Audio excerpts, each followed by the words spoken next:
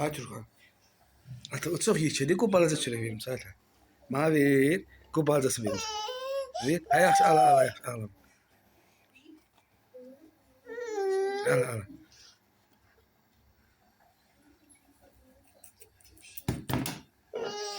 Al yaxşı al. Qoy böyündən birini qırım gətirim ata. Ata.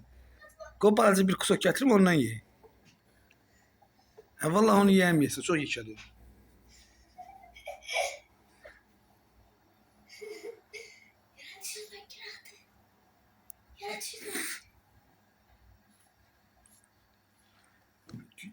Ata gücün də çatmır. O balacasını gətirib. Ha balacasını gətirib bir dilim gətirim ata. Qoy bir dilim gətirib bir dilim ye.